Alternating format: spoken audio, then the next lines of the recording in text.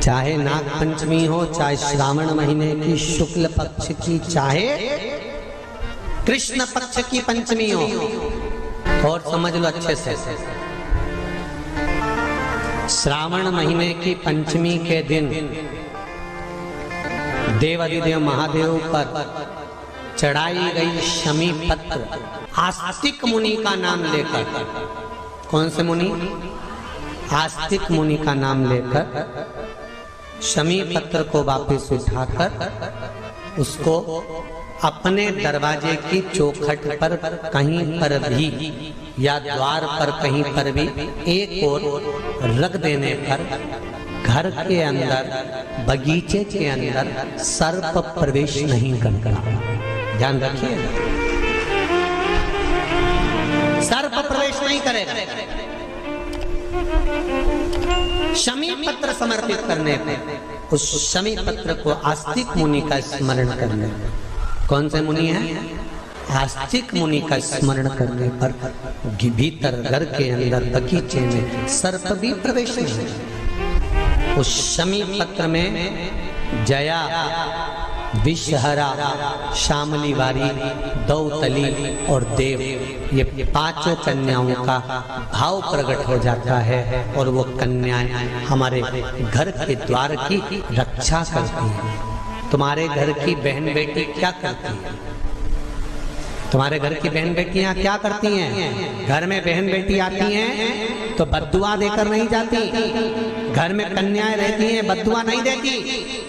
घर की बेटियां जब दरवाजा छोड़कर शादी कर वाले दिन, विदाई के दिन अगर जाती भी हैं तो बेटियां हाथ में धान भरकर फेंक कर जाती हैं कि मेरा मायका खूब फले फूले, आगे बढ़े। छापे लगाकर चली जाती हैं कि हमने हमारी जीवन की सारी दौलत, जीवन का सारा सुख अपने मायके में दे दिया है। वो बेटियां तो जया,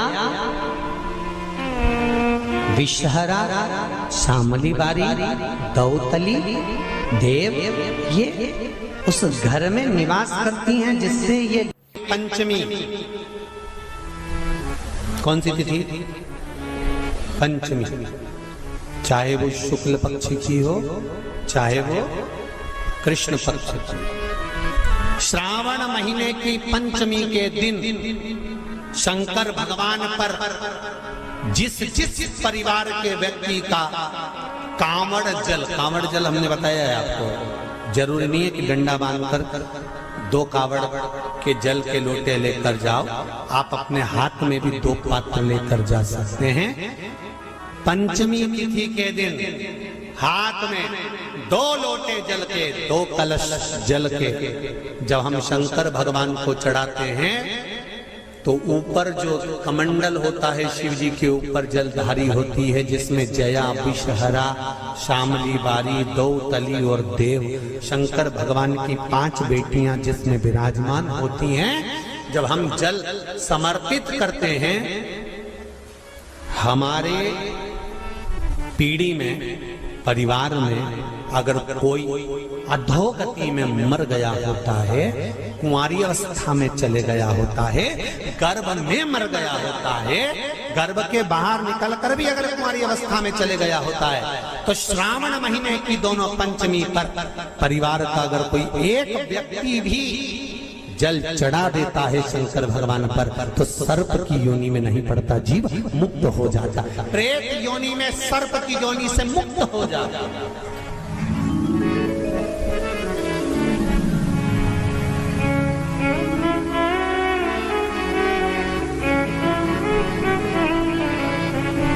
महाराज, हमारे यहाँ सांपों की पूजन कौन से दिन होती है, कौन सी तिथि में करते हैं? जम के बोलो जरा। नाग पंचमी। नाग पंचमी का मतलब क्या है?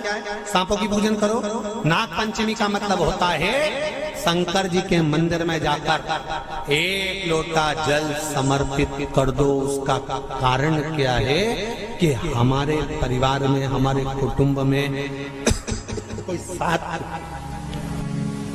कुटुंब में, परिवार में कोई 7 पीढ़ी के अंतर्गत भी अगर कोई जीव तड़प रहा होता है, पड़ा हुआ होता है, उसकी मुक्ति नहीं होती है, तो पंचमी का चढ़ा हुआ जल उस जीव को प्राप्त हो जाता है और वो जीव तर जाता है, उसका फिर जन्म नहीं होता, वो तर, इसको मुक्तता कहता है, इसको मोक्ष कहता है।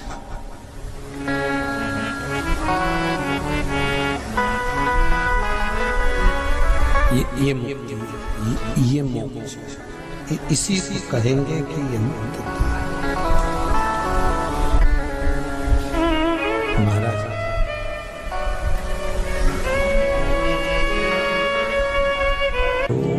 चाहे नाग पंचमी हो, चाहे श्रावण महीने की शुक्ल पक्ष की, चाहे कृष्ण पक्ष की पंचमी हो, और समझ लो अच्छे से, श्रावण महीने की पंचमी के दिन देवाधिदेव महादेव पर चढ़ाई गई शमी पत्र आस्तिक मुनि का नाम लेकर, कौन से मुनि? आस्तिक मुनि का नाम लेकर शमी पत्र को वापस उठाकर उसको अपने दरवाजे की चौखट पर कहीं पर भी या द्वार पर कहीं पर भी एक ओर रख देने पर घर के अंदर, बगीचे के अंदर सर्प प्रवेश नहीं करता। ध्यान रखिए, सर्प प्रवेश नहीं करेगा। शमी पत्र समर्पित करने पर, उस शमी पत्र को आस्तिक मुनि का स्मरण करने, कौन से मुनि है? आस्तिक मुनि का स्मरण करने पर भीतर घर के अंदर बगीचे में सर्प भी प्रवेश नहीं। उस शमी पत्र में जया, विषहरा, शामली वारी, दौतली और देव, ये पांचों कन्याओं का भाव प्रकट हो जाता है और वो कन्याएं हमारे घर के द्वार की रक्षा करती हैं। तुम्हारे घर की बहन बेटी क्या करती है? तुम्हारे घर की बहन बेटियां क्या करती हैं? घर में बहन बेटी आती हैं तो बद्दुआ देकर नहीं जाती। घर में कन्याएं रहती हैं, बद्दुआ नहीं देती। घर की बेटियां जब दरवाजा छोड़कर शादी कर वाले दिन, विदाई के दिन अगर जाती भी हैं तो बेटियां हाथ में धान भरकर फेंक कर जाती हैं कि मेरा मायका खूब फले फूले आगे बढ़े। छापे लगाकर चली जाती हैं कि हमने हमारी जीवन की सारी दौलत, जीवन का सारा सुख अपने मायके में दे दिया है। वो बेटियां होती हैं। तो जया, विषहरा, शामली बारी, दौतली, देव, ये उस घर में निवास करती हैं जिससे भगवान की जिंदगी किसने संवारी? ये नागलक्ष्मी है। वासुकी नाग बड़े, शेषनाग छोटे, और शेषनाग की जिंदगी अगर कोई संवारने वाली है तो ये नागलक्ष्मी, ये नागलक्ष्मी जीवन संवार। नागलक्ष्मी शिव जी की आराधना में लगी, शंकर के अनुमोदन में, शिव की भक्ति में दिन रात डूबी रहती, दिन रात।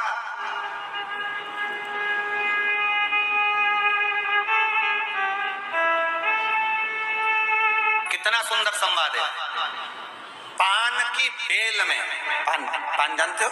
तांबुल, जो खाने वाला पान होता है। पान की बेल में चारों तरफ से बेल लगाकर नागलक्ष्मी उसमें बैठ कर शिव की आराधना करती थी। इसलिए आज भी शास्त्र के हिसाब से देखा जाए तो सबसे ज्यादा सांप, सबसे ज्यादा सर्प, सबसे ज्यादा नाग नागिन, सबसे ज्यादा सर्प अगर कहीं रहते हैं तो जहां पान की खेती होती है, जहां पर तांबुल उत्पन्न होता है, जहां पान की बेल होती है, सबसे ज्यादा सांप वहीं पर पाए जाते हैं। सबसे ज्यादा सांप वहीं पर जाते हैं।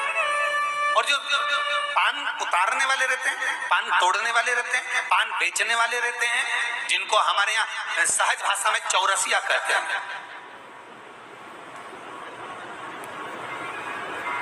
इनका एक विधान रहता है कि सांप पान के उस बेल में चारों तरफ रमे रहते हैं। पान की बेल में सांप के बच्चे चारों तरफ भ्रमण करते रहते हैं, और चौरसिया पान उतारने वाला, बेल में से पान तोड़ने वाला सांप के बच्चों को उठाकर, सांप को उठाकर उधर रख देता है और पत्ते तोड़ लेता है, पत्ते तोड़ लेता। उसको सर्प नहीं डसते। क्यों? क्योंकि यहाँ पर वर है इन चौरसियाओं को। कई चौरसिया लोग सोचे होंगे कि हम नाग की पूजन करते हैं, हम सर्प की पूजन करते हैं, नाग पंचमी पे हम सर्प का स्मरण करते हैं, हमारे कुल देवता के रूप में हम सर्प पूजते हैं। पर कभी चौरसिया ने विचार करा कि आखिर तुम्हें कौन सा वर प्राप्त हुआ कि तुम्हें सर्प नहीं डसेगा? तुम्हें कौन सा वर प्राप्त हुआ कि सांप तुम्हें नहीं काटेगा? पान उतारते समय, पान तोड़ते समय, पान को ले जाते समय सर्प तुम्हें डस नहीं करेगा।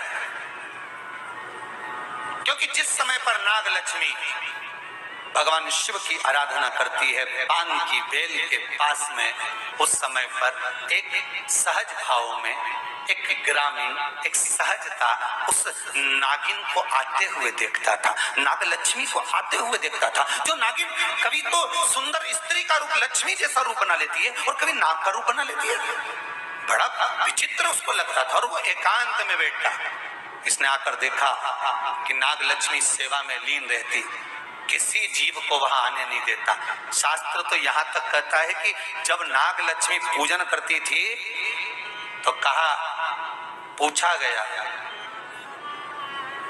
ये कोई जीव इसके पास में ना आए तो इसको बचाता था वो।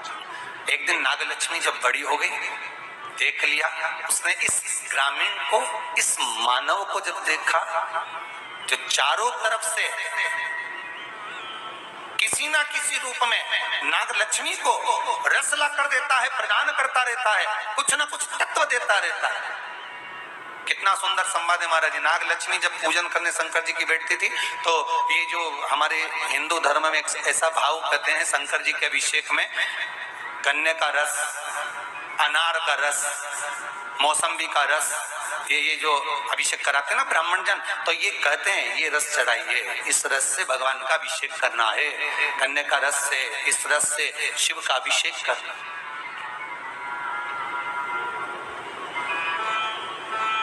ला कर देता है, रख देता है। तो रोज नाग लक्ष्मी को रोज आश्चर्य होता कि आखिर ऐसा कौन है जो लाकर रोज रख देता है? कौन है ऐसा?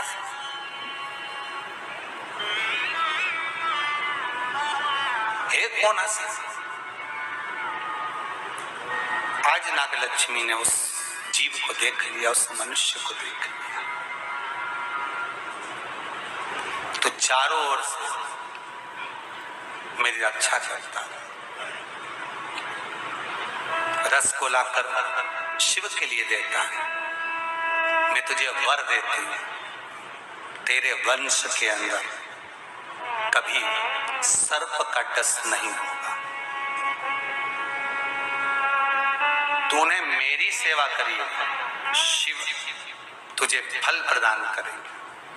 और चारों ओर से रक्षा कर कर रस ला कर देता था, इसलिए उसका नाम का संबोधन में भी चौरसिया जोड़ा गया है। चौरसिया, चारों ओर से चौकसी कर कर जो रस ला कर प्रदान कर दे, उसके नाम में भी संबोधन है।